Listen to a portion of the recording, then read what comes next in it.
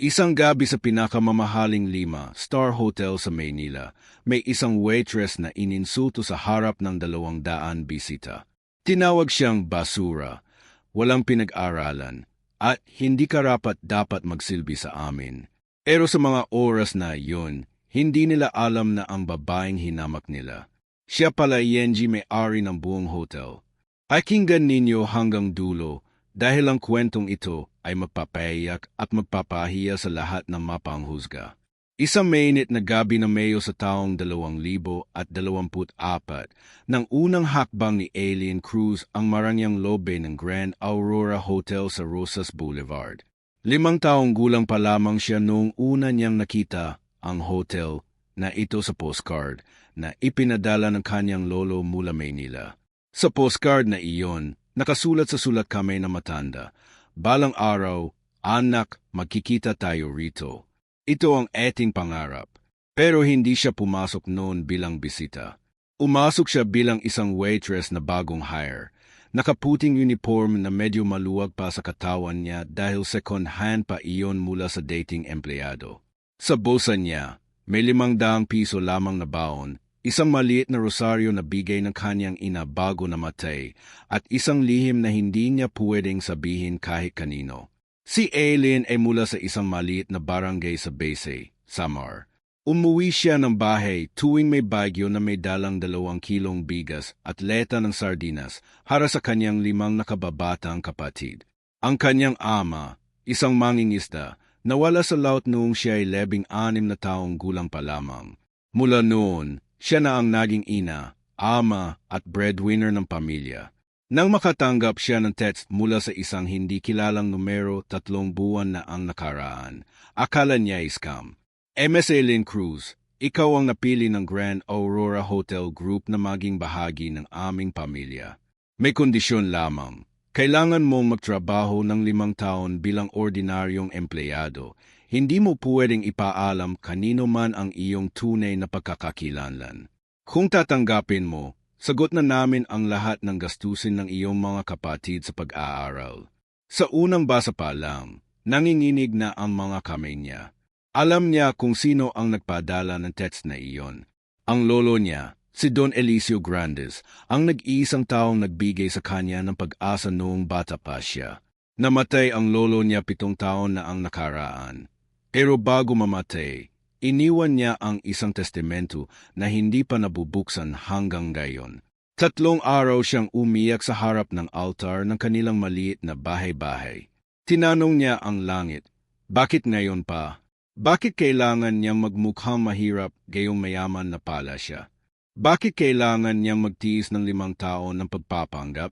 Pero nang makita niya ang mga nakababatang kapatid na nagtitiis sa isang silid-aralan na butas-butas ang bubong, alam na niya ang sagot. Para sa kanila, bulong niya sa sarili habang nilalagyan ng lumang make-up ang kanyang mukha para mukhanging simple at hindi kaaya-aya. Kaya ng gabing iyon, nang tumapak ang kanyang mga paa sa marmol na sahig ng Grand Aurora, hindi siya ang mayaman na apo ng isang hotel magnate. Siya si Aileen Cruz, bagong waitress, sahod na 8,500 kada 15 araw, walang overtime pay, walang benepisyo, at walang karapatan magmalaki. Sa training room, tinawanan siya ng mga kasama niya. Taga-Samar ka pala. Baka hindi mo kaya ang mga bisitang Koreano at Arabo dito, ha? Sabi ng isang senior waitress na nagngangalang Mercy. Nga, dagdag na isa. Dito kasi, kapag may nagkamali, diretso ka sa manager. Isang beses lang, tanggal ka na. Ngumiti lang si Aileen.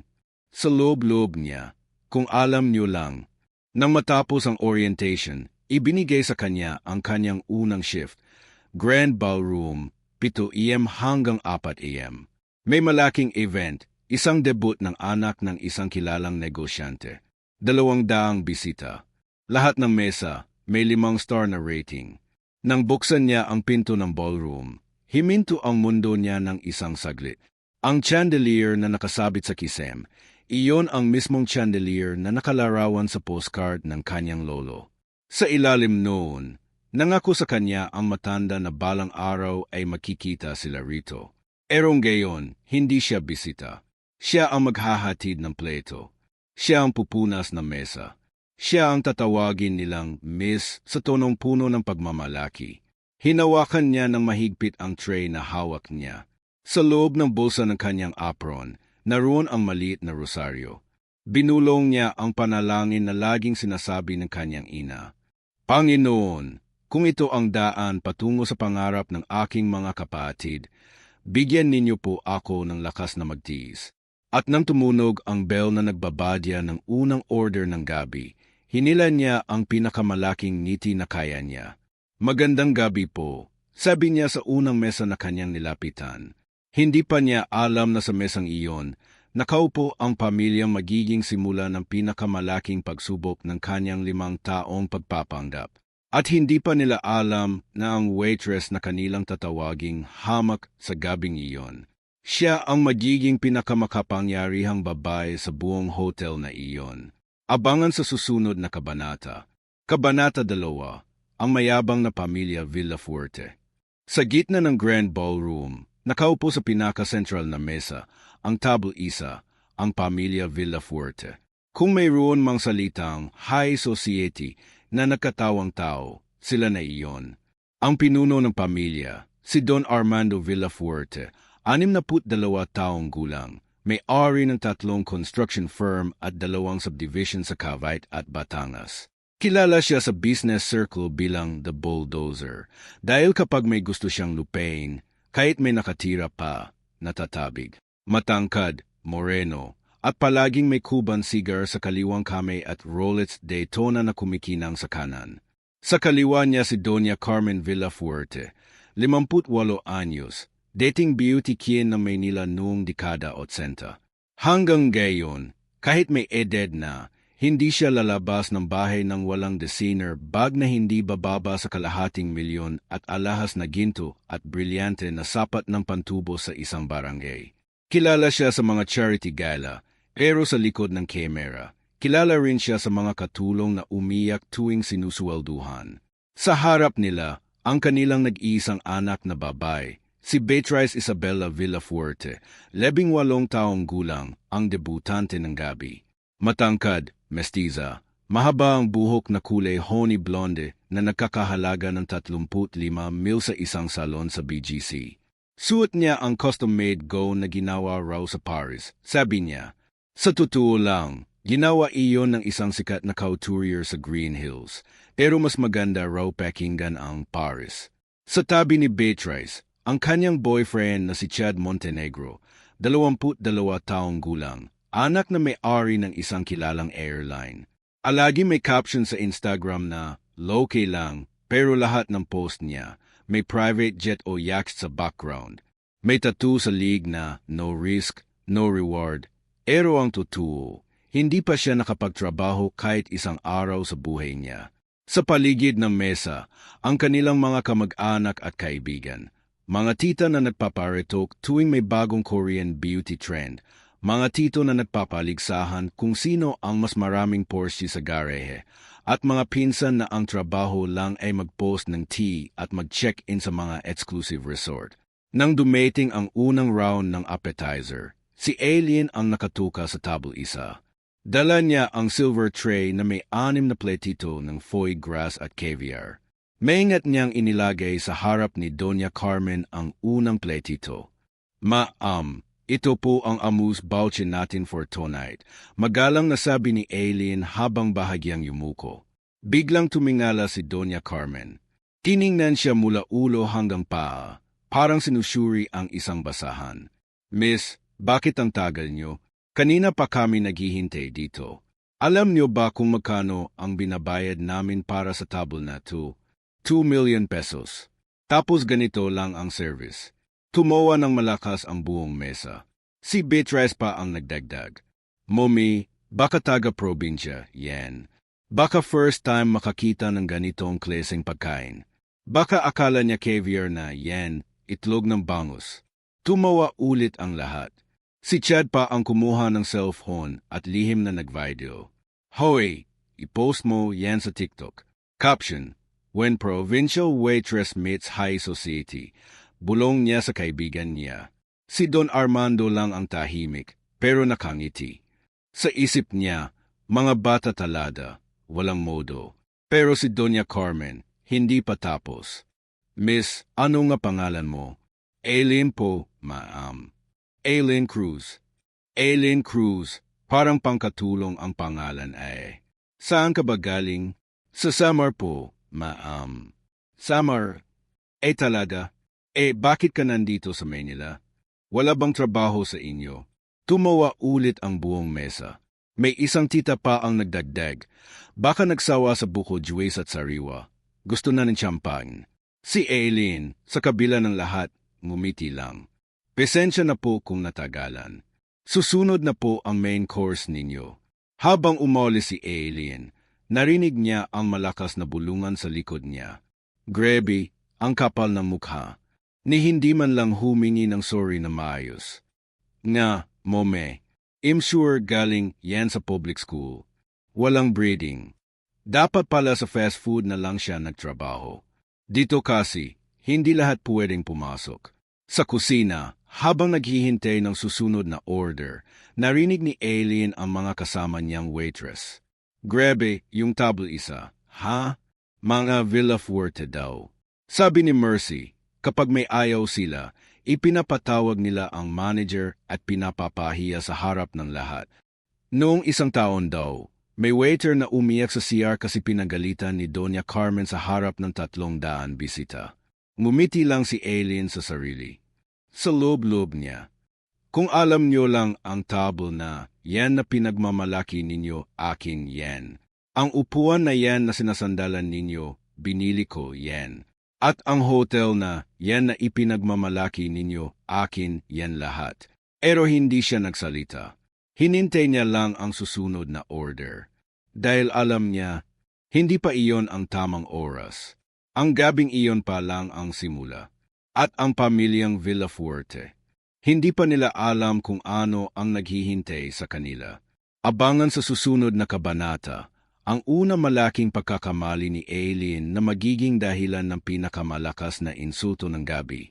Kabanata 3, ang unang malaking insulto. 8:30 na ng gabi. Ang Grand Ballroom ay puno na ng ingay ng mga crystal na baso, tawa ng mga bisita, at tunog ng string quartet na tumutugtog ng Moon River. Sa table isa, mas lalong nag-iinit ang ulo ng pamilya Villafuerte. Ang main course na in-order nila, Wagyu beef tenderloin na may truffle sauce at gold leaf garnish, ay matagal nang hinintay. Si Beatrice ay nakapemewang na, nakatingin sa relo niyang Cartier na nagkakahalaga ng 3 buwang sahod ni Aileen. Si Doña Carmen ay nakapemewang din, habang paulit-ulit na kinakalampag ang wine glass gamit ang kanyang diamond ring. Miss, saan na yung pagkain namin? Malakas na sigaw ni Beatrice na halos marinig ng buong ballroom. Tumakbo si Aileen mula sa service door. Dala niya ang malaking silver tray na may 5 pletong main course at isang botlo ng 1,900 at 82 Castillo Margaux na nakakahalaga ng halos 200,000 piso. Maingat niyang nilapag ang unang pleto sa harap ni Don Armando, pagkatapos kay Doña Carmen, kay Beatrice, kay Chad at sa iba pa. Pero sa paglipat niya ng ika-6 na pleto, ang kay Chad, medyo nayanig ang tray. Isang manipis na patak ng truffle sauce ang tumulo sa tablecloth. Kaunti lang. Halos hindi halata. Pero sapat na iyon para maging sunog ang buong mesa. Yenti, biglang tumayo si Doña Carmen. Halos mabali ang takong ng kanyang lobautin. Patak-patak pa lang ng sauce. Nahulog mo na. Ano ka ba, bulag? Tumahimik ang kalahating ballroom. Nilingon ng mga bisita ang table isa. Si Beatrice, na may hawak na cellphone, agad na nag-live sa Instagram. Guys, grab tong service dito sa supposedly 5-star hotel. Tingnan nyo to. Inakita niya ang maliit na patak sa tablecloth na parang malaking kremen. Si Chad naman, nakangisi, nagdagdag pa. Miss, alam mo ba kung magkano tong tablecloth? Imported to from Italy. Tapos dadamhan mo ng sauce. Ano? Galing ka sa karinderya. Tumawa ng malakas ang buong mesa. May isang tita pa ang nag-comment. Talagang probinsyana. walang class. Si Aileen, sa kabila ng lahat ng naririnig, nanatiling nakayuko. Pasensya na po talaga, ma'am, sir. Papalitan ko na po agad ang tablecloth at dadalhan ko po kayo ng bago. Pero hindi pa tapos si Doña Carmen. Hindi lang yan. Tingnan mo nga tong wine. Kinuha niya ang boat ng Steve Margot's, tiningnan ang label, at biglang ibinuho sa baso ni Beatrice. Alam mo ba kung magkano to? 200,000. Tapos ikaw ang magdadala. Baka mauntog mo pa, yen, sayang. Tumawa ulit ang lahat. Pagkatapos, ginawa niya ang pinakamasakit. Tumingin siya kay Aileen mula ulo hanggang paa, at sinabing malakas, sapat na marinig ng buong mesa at ng mga kalapit na mesa. Miss, sa susunod, kung walang-wala ka namang pinag-aralan at hindi marunong magsilbi sa mga tao namin, mag-fast food ka na lang. Dito kasi sa Grand Aurora, hindi lahat pwede. Hindi lahat bagay. Hindi lahat katulad mo. Arang sinampal si Aileen sa harap ng 200 bisita. May isang lalaking bisita sa kabilang mesa na tumayo pa at nagpalakpakan. Bravo, Doña Carmen. Tama yan. May kumuhanan ng video. May nagpost agad sa Facebook. Grabe service sa Grand Aurora ngayon. May waitress na probinsyana, walang modo. Sa loob ng 5 segundo, umikot na ang video sa mga group chat ng high society. Si Aileen hindi umiyak. Hindi sumagot. Ngumiti lang siya. Ngiti na hindi abot sa mga mata. Pasensya na po talaga. Pupunasan ko na po. Habang kinuha niya ang basang tablecloth at pinalitan ng bago, narinig niya ang bulungan ni Beatrice. Mommy, i-report natin yan sa manager. Dapat matanggal yan agad. Nakakahiya sa hotel. At doon na niya naramdaman ang una malaking insulto ng gabing iyon. Pero sa loob ng dibdib ni Aileen, may isa lang siyang iniisip. 4 na taon at 18 buwan na lang ako magtitiis. At pagdating ng araw na yun, kayo naman ang magtitiis. Habang nilalagay niya ang bagong tablecloth, lihim niyang tiningnan ang relo sa dingding ng ballroom. 9:30 pa lang. May 5 pang oras ang gabi. At hindi pa iyon ang pinakamasakit na mangyayari. Dahil sa susunod na kabanata, may isang aksidente na hindi niya sinasadya, na magiging dahilan para tawagin siyang basura sa harap ng buong ballroom. At iyon ang magiging simula ng pinakamalaking revolution sa Grand Aurora Hotel. Abangan.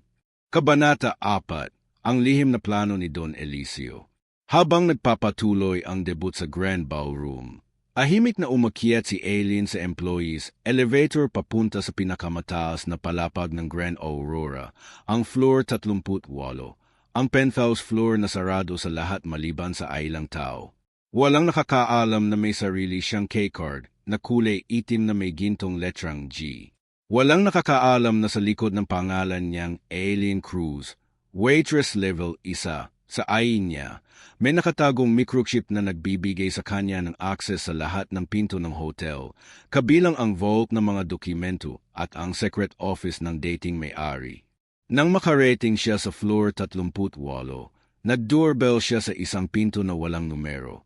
Pagbukas nito, sumalubong sa kanya ang isang matandang lalaki na nakasuit pa rin kahit 10:00 na ng gabi. Si Attorney Hector Ramirez, ang personal lawyer at executor ng testamento ng kanyang lolo, si Don Eliseo Grandes. Ma'am Aileen, kanina pa kita hinihintay. Bulong niya habang yumuyuko. Huwag mo akong tawaging ma'am, Tito Hector. Hanggat hindi pa tapos ang 5 taon, Aileen lang ako. Sagot niya habang pumasok. Sa loob ng opisina, nakatayo pa rin ang lumang mesa ni Don Eliseo. Sa ibabaw nito, nakabukas ang isang malaking kahoy na box na may 3 kandado. Sa loob noon, ang tunay na dahilan kung bakit si Aileen nagtiis ng 5 taon ng pagpapanggap. Binuksan ni Attorney Ramirez ang isang sober na may selyo pa ng Supreme Court. Ito na ang buong kwento, Aileen. Basahin mo ulit kung gusto mo, pero alam mo na to sa puso mo. At doon na niya binasa ng malakas ang huling habilin ng kanyang lolo na isinulat 7 taon na ang nakaraan. Aking minamahal na apo na si Aileen Isabella Grandes Cruz. Kung binabasa mo itong ngayon, ibig sabihin, namatay na ako. Hindi ko na nakita ang graduation mo sa kolehiyo. Hindi ko na nakita kung paano ka lumaki bilang babae. Pero alam ko, ikaw ang pinakamatapang sa lahat ng apo ko. Iniiwan ko sa iyo ang 78% ng Grand Aurora Hotel Group, ang buong imperyo na itineo ko mula sa wala. Pero may isang kondisyon na hindi ko pwedeng alisin. Kailangan mong magtrabaho sa hotel ng 5 taon bilang ordinaryong empleyado, waitress, janitress, security, o kahit ano, nang hindi sinasabi kanino man kung sino ka talaga. Bakit? Dahil gusto kong malaman mo kung sino talaga ang mga tao sa paligid mo. Gusto kong makita mo kung paano kanila tratuhin kapag akala nila wala kang pera, wala kang kapangyarihan, at wala kang pangalan. Gusto ko ring makita mo kung sino ang mga tunay na mabubuting tao, iyong mga kakain mo sa isang mesa kahit ikaw lang ang waitress. Sila ang karapat-dapat na manatili sa hotel na ito. Pagkatapos ng 5 taon, buksan mo ang box na ito. Sa loob noon, ang lahat ng dokumento na magpapatunay na ikaw ang tunay na may-ari. At sa araw na iyon, ikaw ang magdedesisyon kung sino ang mananatili at kung sino ang aalis. Mahal na mahal kita, Apo. Patunayan mo sa mundo na ang tunay na yaman ay nasa puso, hindi sa bulsa. Lolo Eliso. Nang matapos basahin ni Aileen, tumulo ang luha niya, hindi dahil sa lungkot, kundi dahil sa galit at pagmamahal na halo-halo. Tito Hector, 4 na taon at 18 buwan na lang, bulong niya. Alam ko, Aileen, pero bakit mo pa ginagawa to? Pwede namang sabihin mo ng ngayon. Matatanggap ka naman ng lahat. Umiling siya. Hindi ko ginagawa to para tanggapin nila ako. Ginagawa ko to para malaman ko kung sino ang karapat-dapat tanggapin ko. At katapos, binuksan niya ang isang drawer at may inilabas na maliit na notebook na puno ng sulat kamay. Ito ang talaan ko sa loob ng 4 na taon at 9 na buwan. At doon niya ipinakita kay Attorney Ramirez ang listahan. Mga mabubuting empleyado. Mang Rude Security. Binigyan ako ng peyong noong umuulan kahit siya rin ay basang-basa. 8 Mercy, Senior Waitress. Hinintay niya ako noong first day ko. Tinuruan niya ako ng proper wine service kahit hindi siya obligated. Kuya Joel, kusinero. Palagi akong binibigyan ng extra rice kahit bawal. Aling Rosa, janitress. Kahit siya rin ay pagod na. Tinulungan niya akong maglinis ng CR noong may emergency. Mga mapanghusga at masasama ang ugali. Manager Victor, madalas akong pinapagalitan sa harap ng iba kahit maliit lang ang pagkakamali. Doña Carmen Villafuerte, kanina lang, tinawag akong walang kwenta. Beatrice Villafuerte, kumuha ng video ko at ginawang katatawanan. At marami pang iba. Sa araw na matapos ang 5 taon, sabi ni Aileen habang hinahaplos ang notebook, ang mga nasa listahang ito na mabubuti, sila ang magiging bagong manager, supervisor, at shareholders. At ang mga nasa kabilang listahan, hindi lang sila matatanggal sa trabaho. Matatanggal sila sa buhay ng hotel na magpakailanman. Tumingin si Attorney Ramirez sa kanya ng may paghanga. Aileen, ikaw na ang pinakamakapangyarihang babae sa hotel na pero ikaw rin ang pinakamababa ang loob. Ngumiti siya. Ganoon ang itinuro sa akin ni Lolo. At ganoon ang ipapakita ko sa kanila. Bago siya bumaba ulit sa ballroom, may hinila siyang maliit na envelope sa drawer. Sa loob noon, isang calling card na kulay itim na may gintong letra. Sa harap, Aileen Isabella Grandes Cruz. Chairwoman Ampersand Majority Shareholder. Grand Aurora Hotel Group. Sa likod, the truth will always reveal itself in time. Hinawakan niya iyon ng mahigpit. Hindi pa oras, bulong niya sa sarili. Pero malapit na. Habang bumababa ang elevator, tumunog ang cellphone niya. Text mula kay 8 Mercy. Aileen, nasaan ka? Hinahanap ka na ni manager. May bisita raw na galit sa'yo. Umunta ka agad sa tablisa. Ngumiti siya ng malungkot. Darating na ako. At habang bumubukas ang pinto ng elevator, hinanda niya ulit ang kanyang ngiti na puno ng pagtitiis. Dahil alam niya, ang pinakamalaking ganti ay hindi ang pagsigaw. Ang pinakamalaking ganti ay ang paghihintay. At ang oras ng paghihintay, malapit nang matapos. Abangan sa susunod na kabanata, ang General Assembly na magpapabago ng lahat. At ang araw na hindi na si Aileen ang magsisilbi, kundi ang buong hotel ang magsisilbi sa kanya. Kabanata 4, ang lihim na plano ni Don Eliseo.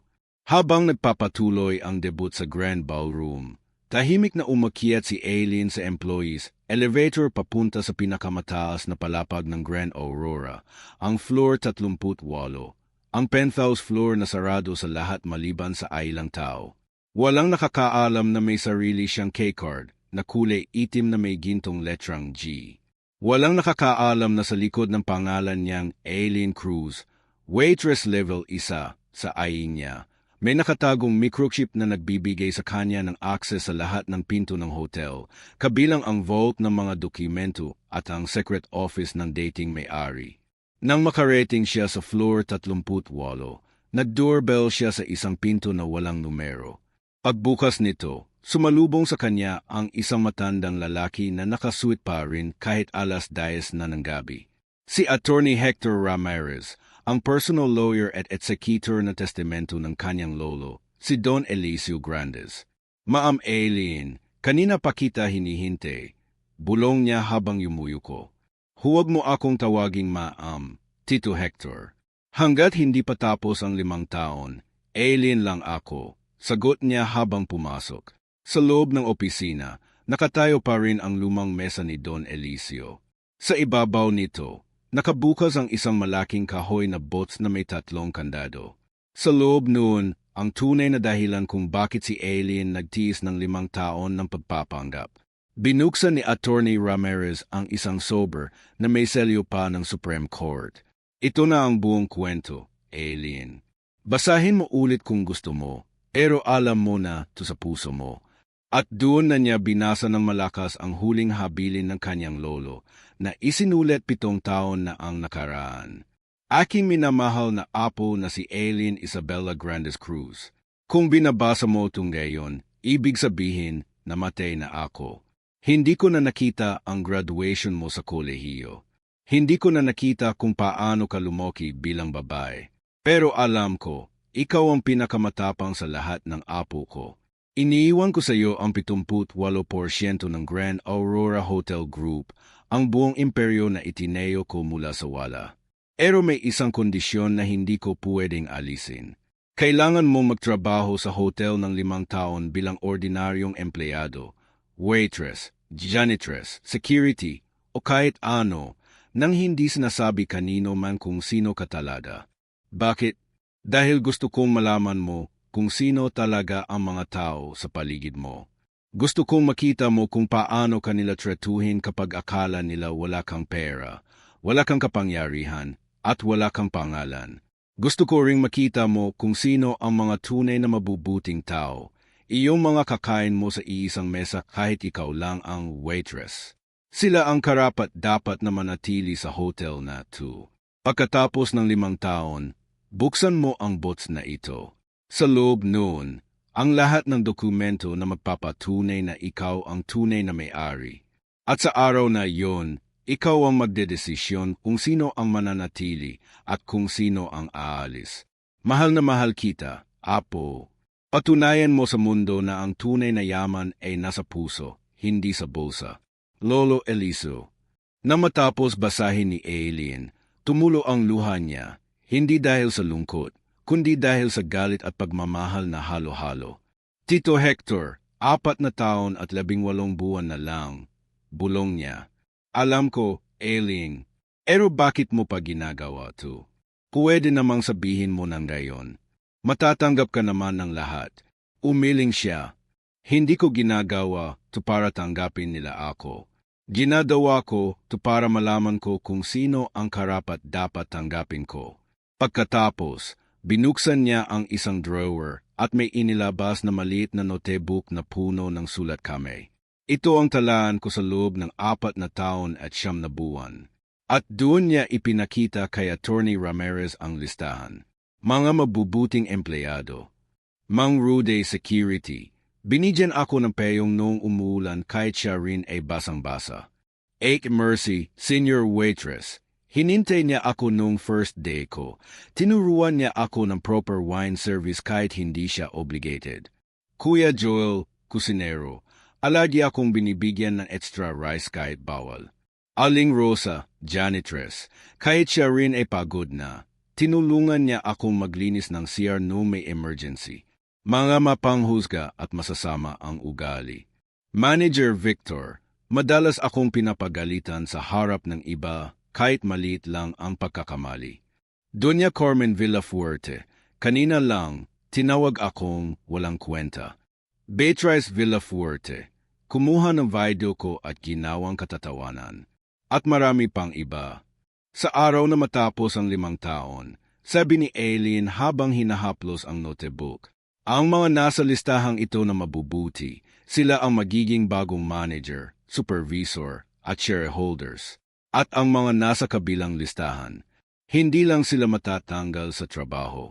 Matatanggal sila sa buhay ng hotel na, magpakailanman. Tumingin si Attorney Ramirez sa kanya nang may paghanga. Aileen, ikaw na ang pinakamakapangyarihang babae sa hotel na, pero ikaw rin ang pinakamababa ang loob. Ngumiti siya. Ganoon ang itinuro sa akin ni Lolo. At ganoon ang ipapakita ko sa kanila. Bago siya bumaba ulit sa ballroom, may hinila siyang maliit na envelope sa drawer. Sa loob noon, isang calling card na kulay itim na may gintong letra. Sa harap, Aileen Isabella Grandes Cruz. Chairwoman ang person majority shareholder. Grand Aurora Hotel Group. Sa likod, the truth will always reveal itself in time. Hinawakan niya iyon ng mahigpit. Hindi pa oras, bulong niya sa sarili. Pero malapit na. Habang bumababa ang elevator, tumunog ang cellphone niya. Text mula kay 8 Mercy. Aileen, nasaan ka? Hinahanap ka na ni manager. May bisita raw na galit sa'yo. Umunta ka agad sa table isa. Ngumiti siya ng malungkot.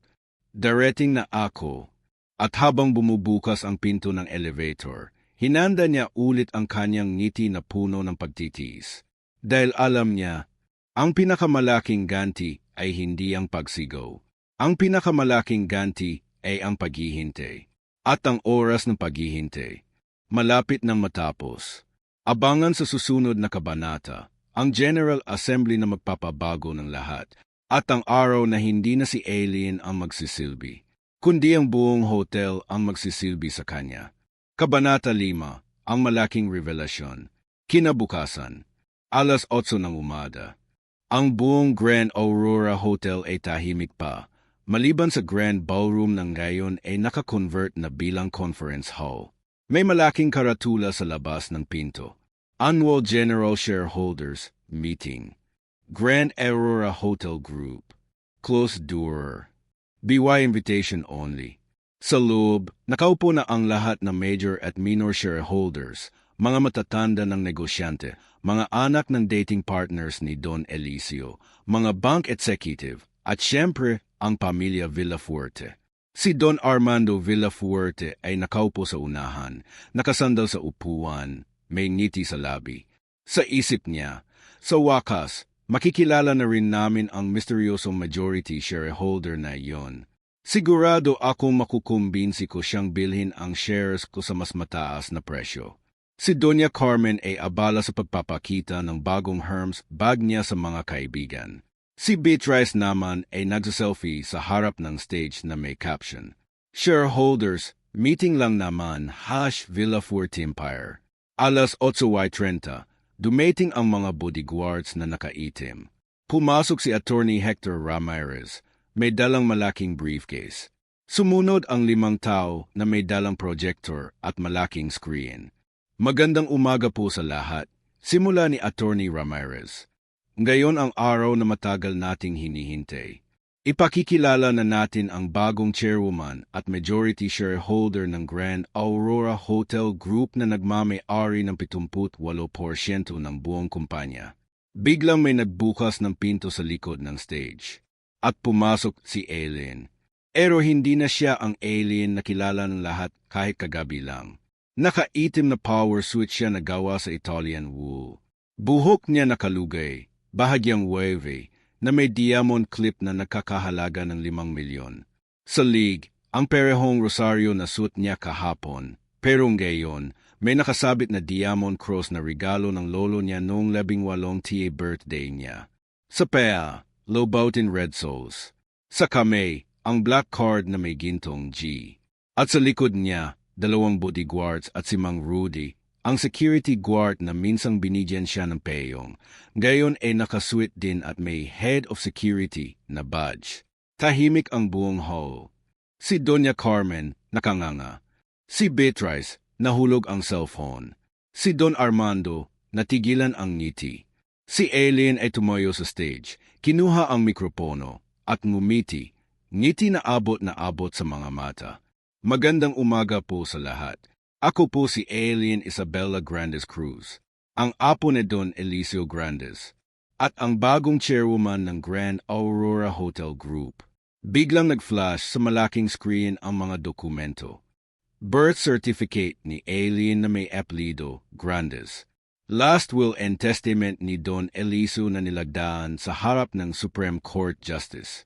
Stock certificates na nakapangalan kay Aileen Isabella G. Cruz, 78% ownership.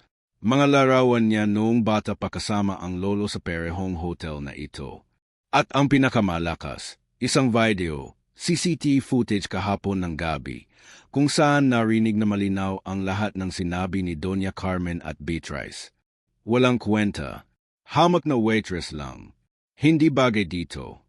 Mag-fast food ka na lang. Tahimik pa rin ang buong hall. Si Aileen, hindi galit, hindi nagsisigaw. Kalmado siya, pero ang bawat salita ay parang espada.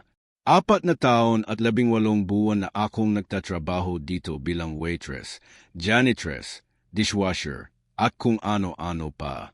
Nakita ko kung sino ang mabubuti, at nakita ko rin kung sino ang hindi. Kaya ngayon, may mga pagbabago na gagawin natin. Dahan-dahan niyang inilabas ang 2 listahan mula sa kanyang bag. Una, ang mga magiging bagong officers ng hotel. Tinawag niya isa-isa. Mang Rudy, bagong head of security, may 5% shares. 8 Mercy, bagong E-Ampersand director, may 3% shares. Kuya Joel, executive chef, may 3% shares. At marami pang iba na tinulungan ako noong akala nila wala akong may bibigay pabalik. At pagkatapos, ang mga aalis na sa hotel, simulang ngayon. Una niyang binanggit ang pangalan ni Manager Victor na madalas siyang pinapagalitan kahit maliit lang ang pagkakamali. Effective immediately, terminated. At ang huli, Pamilya Villafuerte. Lahat ng kontrata ninyo sa hotel, catering, events, memberships, kanselado na. At ang inyong table kahapon na nakakahalaga ng 2 milyon, ipapadala ko sa inyo ang refund kasama ang video ng inyong ginawa. Biglang tumayo si Doña Carmen, pula ang mukha. Aano ka magkakaroon ng ganitong kapangyarihan? Waitress ka lang kahapon. Tumawa si Aileen, hindi mapokla, kundi may lambing. Dahil kahapon, waitress ako. Ngayon, ako na ang may-ari. At bukas ako pa rin ang magdedesisyon kung sino ang karapat-dapat pumasok sa hotel ko. At doon na siya lumapit kay Beatrice, na nanginginig na sa upuan. Beatrice, salamat sa video mo kahapon. Nag-viral na yan sa buong Pilipinas. Pero huwag kang mag-alala. Hindi kita isasama sa demanda. Kakaunti pa lang ang alam mo sa buhay. At katapos, lumapit siya kay Doña Carmen. Doña, salamat sa payo mo. Magfa-fast food na lang daw ako. Hindi na po. Kasi ngayon, ako na ang magdedesisyon kung sino ang pwedeng kumain dito at sino ang hindi na makakabalik pa. At ang huling sinabi niya habang nakatingin sa buong hall, Huwag ninyo akong husgahan sa hitsura ko kahapon. Kasi ang tunay na mayaman, hindi kailangan magmalaki. Sapat na ang alam niya kung sino siya. At habang umiyak si Beatrice, nakayuko si Don Armando at nakatayo lamang ang mga dating hamak na empleyado ng gayon ay mga bagong may-ari. Si Aileen ay ngumiti ng matamis. Lolo, nakita mo ba ito? Tapos na po ang 5 taon. At sa labas ng bintana ng Grand Ballroom, parang may kidlat na kumislap kahit maaraw ang umaga. Arang scene na lang mula sa langit. Nang gayon, tapos na ang pagtitiis. At nagsimula na ang bagong panimula ng Grand Aurora Hotel. Abangan sa huling kabanata, ang nakakayak na katotohanan at ang mensahe na magpapayak sa lahat. Kabanata 6, ang nakakayak na katotohanan. Pagkatapos ng malaking revelasyon sa Grand Ballroom, hindi na nagtagal ang meeting. 1 oras lang ang lumipas, at ang buong hotel ay parang nagising mula sa mahabang panaginip. Si Aileen, gayon ay opisyal na chairwoman, ay hindi nag-aksaya ng oras. Sa harap ng lahat ng empleyado na tinawag niya sa lobby, mula sa mga janitress hanggang sa mga chef, siya ang nagsalita. Salamat po sa inyong lahat sa 5 taong pagtitiis ninyo kasama ko. Simula niya, habang nakatayo sa gitna ng lobby na dating pinaglilinis niya ng sahig. Gayon, hindi na ako ang magsisilbi sa inyo, kundi tayo ang magsisilbi sa bawat isa. Una niyang tinawag ang mga mabubuting empleyado mula sa kanyang notebook. Mang Rudy, Ate Mercy, Kuya Joel at lahat ng iba pa na tumulong sa akin noong akala ninyo wala akong may bibigay pabalik. Ngayon, kayo ang bagong backbone ng hotel na 2. Promotion kayo lahat, double ang sweldo, share sa kumpanya, at scholarship para sa inyong mga anak. Tumakbo si Ate Mercy para yumakap kay Aileen. Salamat po, Ma'am Aileen, hindi ko po alam na kayo pala, pero kahit noon pa man, alam ko na mabuti kayo. Si Mang Rudy, na dating nagbigay lang ng peyong kay Aileen noong umulan, gayon ay may luha sa mata. Ma'am, hindi ko po inasahan. Ako lang po ang security na walang diploma, pero ngayon ako na ang head. Salamat po. At si Kuya Joel, ang kusinero na palaging nagbibigay ng extra rice kay Aileen kahit bawal, ay yumuko lang at nagsabi, Ma'am, ang tunay na mayaman ay hindi sa pera, kundi sa kabaitan. Salamat po. Pero hindi lang iyon ang nakakayak na bahagi. Pagkatapos ng promotion, tinawag ni Aileen ang kanyang 5 nakababatang kapatid na lihim niyang ipinatawag mula sa Samar. Dating nakatira sila sa isang maliit na bahay na may butas na bubong at walang tubig na tumatakbo. Lahat kayo, ngayon, kayo na ang mag-aaral sa pinakamahusay na eskwelahan sa Maynila. May sarili na kayong kwarto sa penthouse ko. At ang bahay natin sa Samar, apagawa ko ng bagong isa, may swimming pool pa. Para hindi na kayo magtiis ng init tuwing tag-init. Ang bunso niyang kapatid na si Miguel, 0 taong gulang, ay tumakbo at yumakap sa kanya ng mahigpit. Bakit ngayon lang? Bakit nagtiis ka pa? Ngumiti si Aileen habang pinupunasan ang luha sa pisngi ng kapatid. Dahil gusto ko kayong turuan na ang pinakamalaking yaman ay hindi ang pera, kundi ang pagtitiis, ang kabaitan at ang pag-asa. At doon na nagsimulang umiyak ang lahat sa lobby, mga empleyado, mga kapatid, at kahit ang mga bagong security guards. Pero ang pinakamakakayak na bahagi ay nang dumating ang isang sorpresa mula sa nakaraan. Si Attorney Ramirez ay nagdala ng isang lumang videotape, isang recording mula sa lolo ni Aileen. Sa screen, lumitaw si Don Elicio, matanda na pero puno ng ngiti. Aileen, apo ko, kung nakikita mo to, ibig sabihin natapos mo na ang 5 taon. Alam ko, mahirap yon. Alam ko, maraming beses kang umiyak sa gabi. Pero naniniwala ako sa iyo.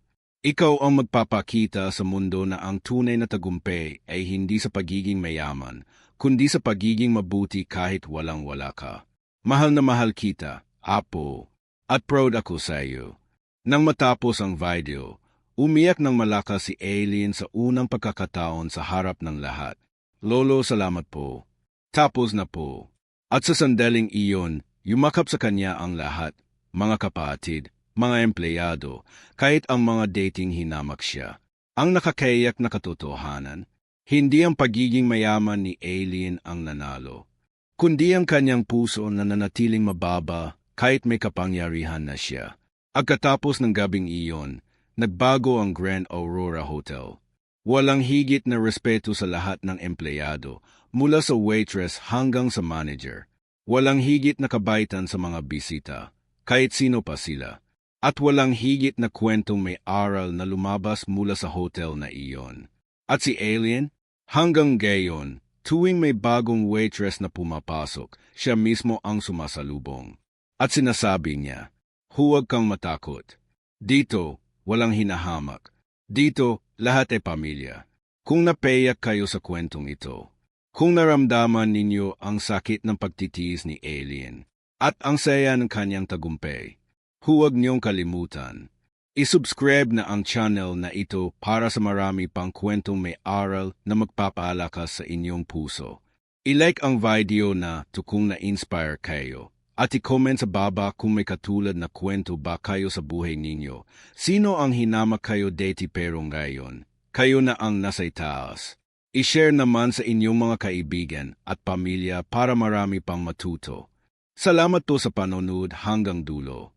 God bless po sa inyong lahat. See you sa susunod na kwento.